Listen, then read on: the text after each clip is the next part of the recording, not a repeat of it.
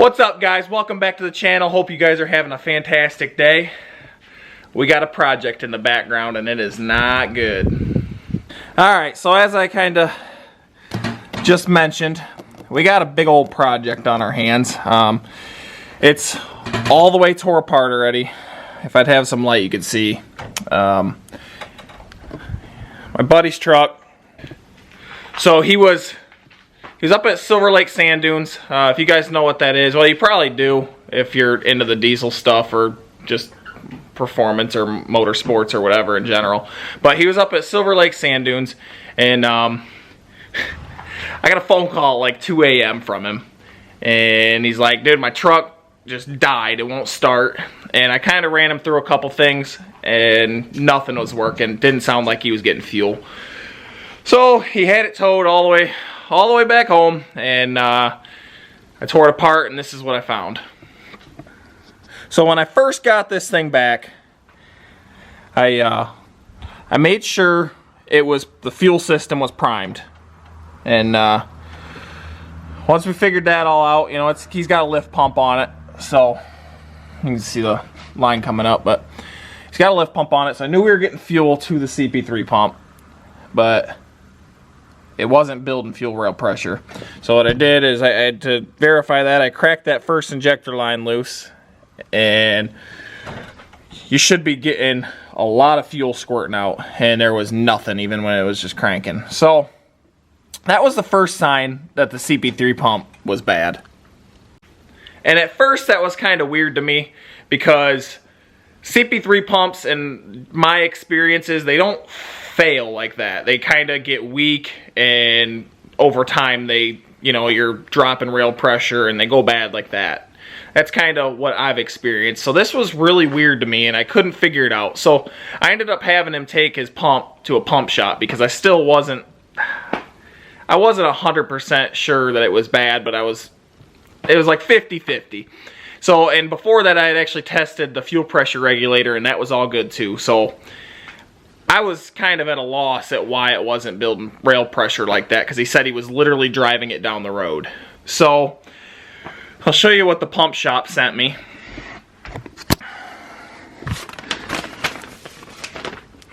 So this is what the pump shop sent me, and pretty much saying that they cleaned it and they find out that the drive tang was broken. And from my understanding, the drive tang is behind this. I don't even know what this is. I know there's like gears and stuff in it, but so from my understanding, it's behind this, and somehow that's what built. I don't know. Who knows? But anyways, so they said that was bad. And to top this all off, that pump is 6 or 7 months old.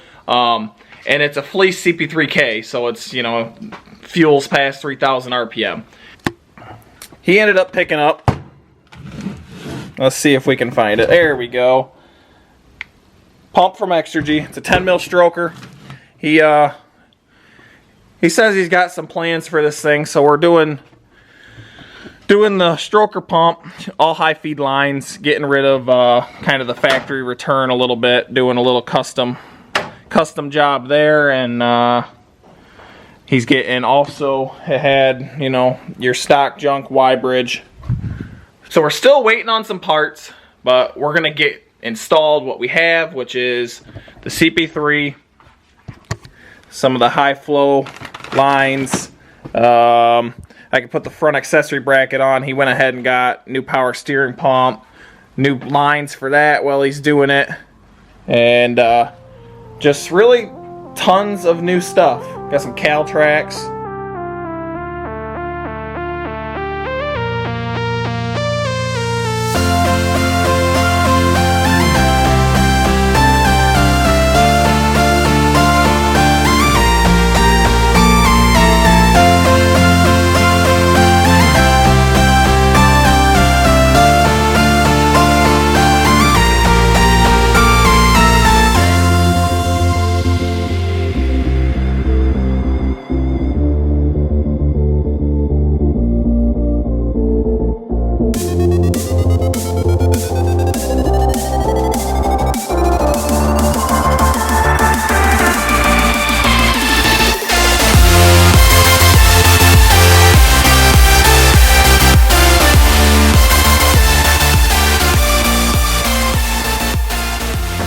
Alrighty, so I'm gonna try and show you guys a little trick that I have found.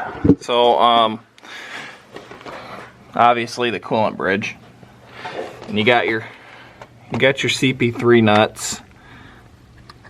Oh geez, so you know you got your bolts. So there's one right here, and then there's one down here.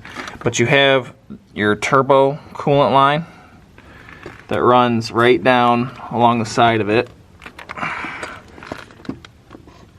Of course, I can't get light down in there. There you go. You can probably see the head of that bolt. I'm gonna put the wrench on it also. Right there. So those are kind of a pain to get around with that coolant line. So what I've done is, you know, just a spare wrench. You put a big bend on it, and it ends up getting around that corner. Pretty nice to get to those. When you're doing your high feed line kit, there's a lot of hard lines that you can get rid of in these things. It really cleans up the engine bay look and everything. So I'm just going to kind of briefly go over kind of how to do it. So this line, you know, that's usually, this is where it runs over to your fuel filter. It's your bleeder screw, your injector. I don't know if it'll focus. That guy right there, that little barb is your injector return for your passenger side. And then they run over to here. That is your feed line that goes into your CP3. And then that is the return for that same injector that connects over here. So we'll stick on that subject for a minute. So what you can get is, this is a, wow, my camera will not focus today. That's an 1/8 inch barb fitting, and then take it to a 5/16 line. And I'll just kind of show you what I'd like to do here. So right there is your injector return, so that goes in there, and then we'll run that. So I'll take one of these style of clamps and I'll put it right there. Oh geez. I'll just put it right there to hold it, and then, you know, it'll go right there and then loop right back into the return there. So return from the CP3 just goes right into the factory return there, and it just gets rid of, you know, that whole big cluster there. And then the other hard line that was over there, you know, getting rid of that with this 1/2 inch feed line. Usually that would run back down and through there. This one's going to do the same thing. It's just going to run back down and through there, and then we'll take off that AirDog Quick Connect, and yeah.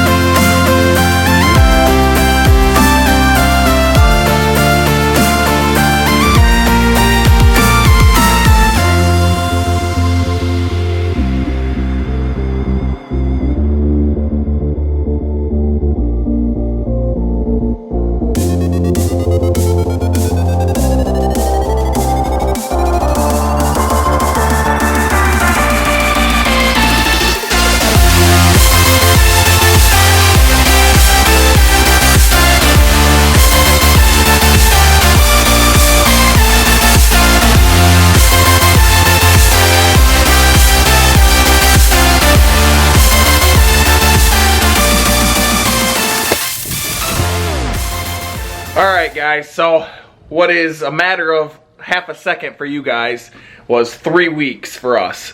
We were waiting on SDP.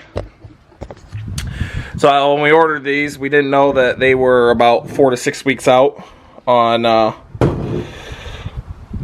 their Y bridges. So it literally, this truck's been down for going on 5 weeks now. But sometimes that's what happens when you're waiting for parts.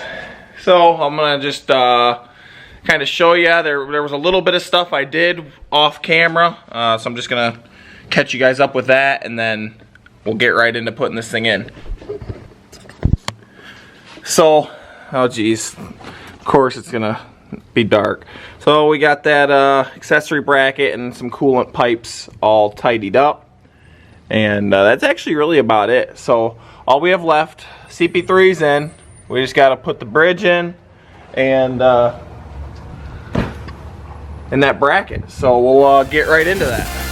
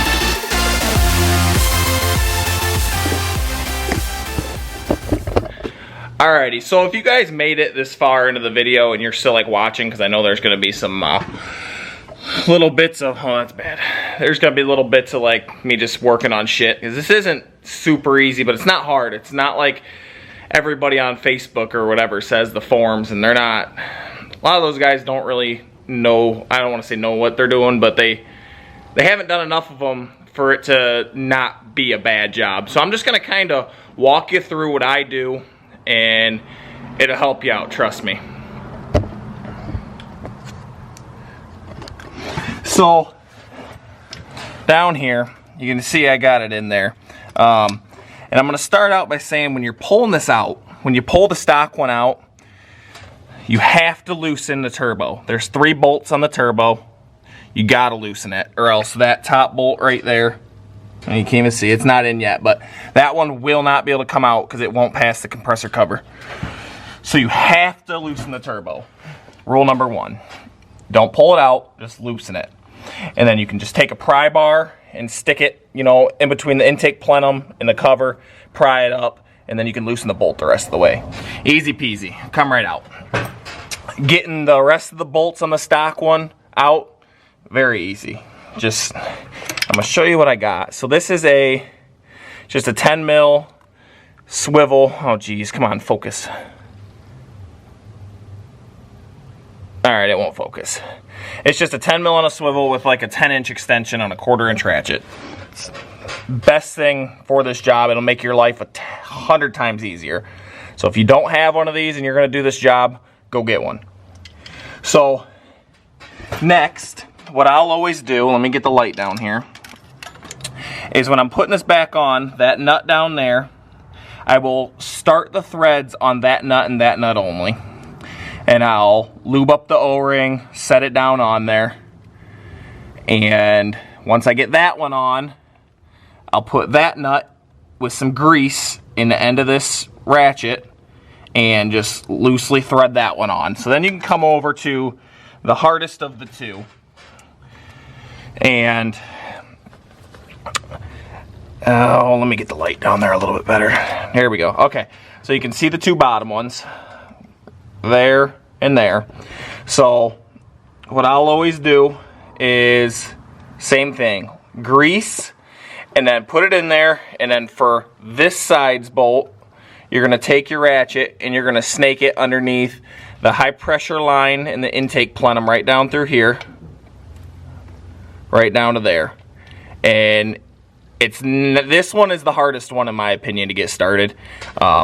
Sometimes I'll take and I'll pull the Y bridge like back a little bit, and it'll give you a little bit more room to get down there. Sometimes I'll take a magnet and just start like with my finger, just turning it in till I can get the socket on it. And same thing with this side. This side, you're just gonna take it just right, there's that stud there. I always just kind of rest it on there, right past the back of the CP3 and onto it. So those are the hardest of the two. And then same thing, getting that back one back in, just pry your turbo up a little bit, throw the bolt in it, tighten it down. And then always tighten the bottom 4 first before you put your top ones in. It'll pull it down. And you gotta watch so those O-rings don't. Sometimes I always put grease on them, because when you pull it down, it'll, stupid fly, it'll like fold them, and then you'll have a boost leak, which very noticeable. You'll know exactly what I'm talking about if you do it.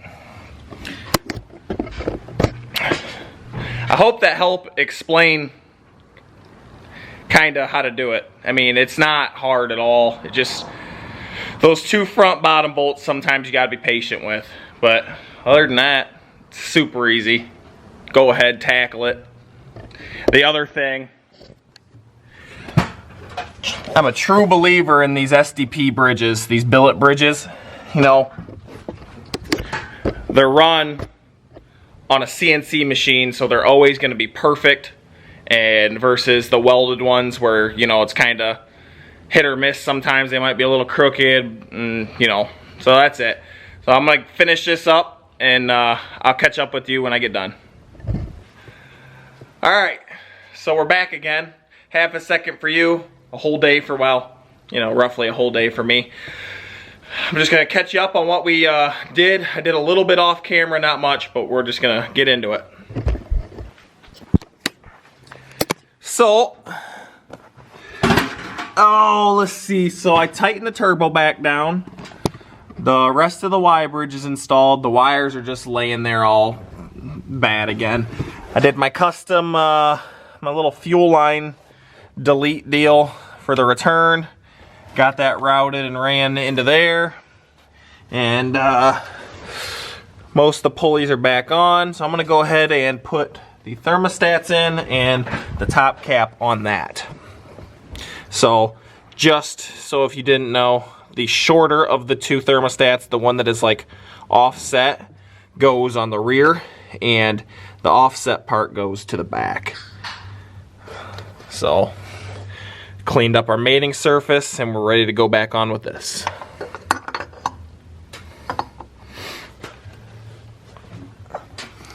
So next I'm going to throw the alternator in. I'll probably flop the AC compressor back over, and then I'm going to go ahead and get the belt on and start plugging stuff in. And we're about ready for the first fire up. Alrighty, the time has come.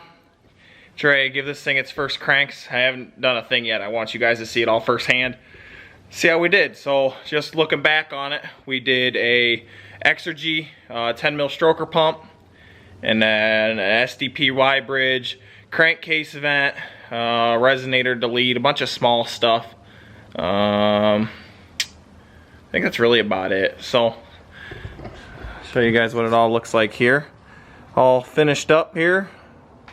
The bridge in, all that's in. Topped our coolant off. Oh, we put a power steering pump in it too. Top that off. So we should be ready for this first start.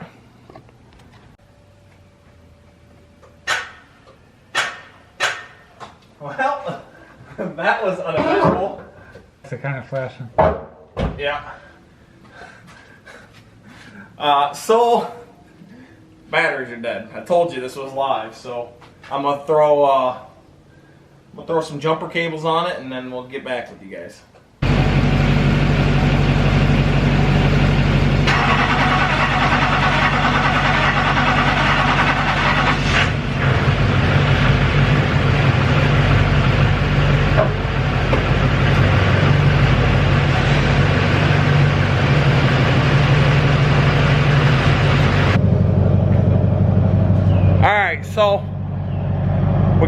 finished up. Runs good. Got all the fluids topped off. And oh, come on, focus. All right, and when he brought it to me, you know, obviously it needed an injection pump, and I convinced him to get a 10 mil. And I was like, you know, future plans. And you know, I was just test driving it and romping on it a little bit. And the thing's like hitting like 38 PSI boost, and turbo's whistling a lot more than a stock one is. So I think it's got something in it. I don't know exactly what it is. I could have measured it when I was in there, but I didn't even think of it. So we might end up getting this truck on the dyno and trying to see what it'll put down. If I had to guess, if it's, you know, a little bit upgraded turbo on stock injectors with a 10 mil pump, built trans, it's got a Dimitri built trans in it. So it should make probably right around 600 horse if I had to guess. So we might go get it on the rollers, so stay tuned for that. So if you're stopping in for the first time, like the video, subscribe, and thanks for watching.